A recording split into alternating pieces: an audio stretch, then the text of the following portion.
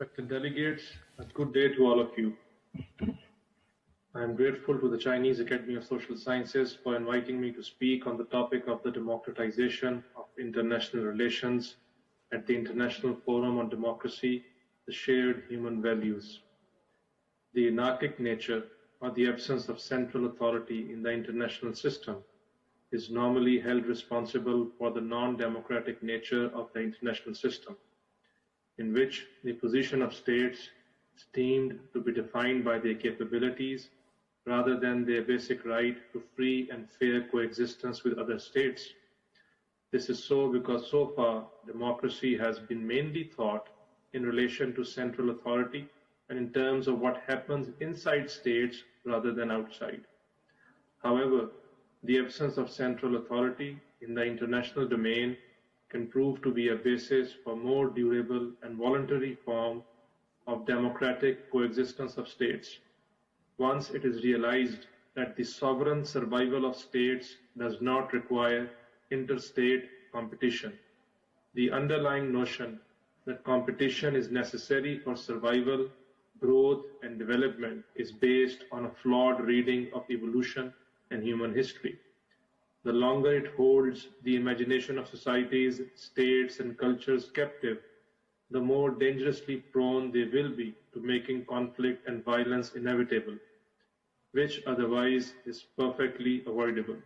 It is therefore important to willingly suspend the outmoded and prohibitively expensive notion and practice of interstate competition.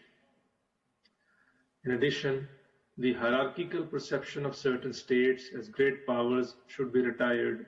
This perception plays a major role in maintaining the non-democratic and unequal nature of the international system.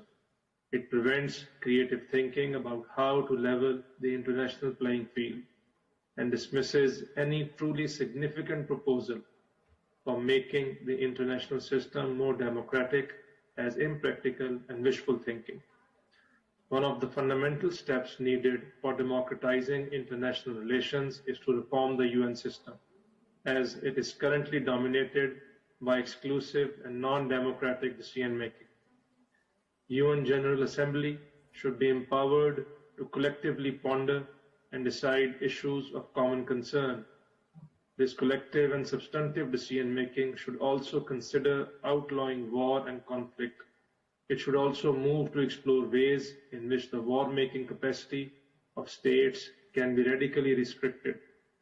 Democratization of international relations also demands the resolution of pending issues like the creation of a viable Palestinian state and the settlement of Kashmir dispute. A major part of these reforms should be to check the possibility of the tyranny of majority in global governance.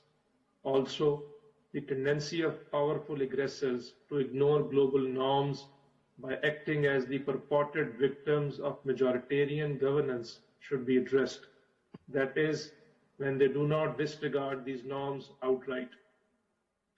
There is a further need to promote inclusive multilateralism rather than exclusive multilateralism to deal with pressing global environmental, economic, and security challenges.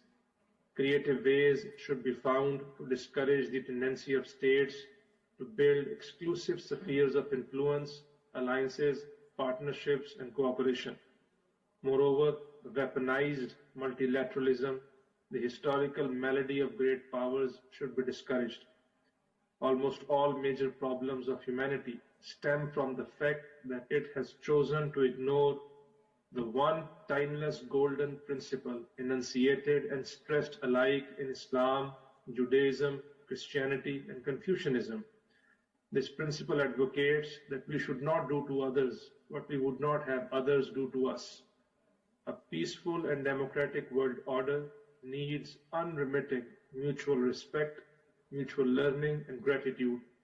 While it may be possible for states and leaders to understand and practice mutual respect and learning in formalistic terms, unadulterated self-interest renders impossible the possibility of entertaining gratitude on any lasting basis in interstate relations.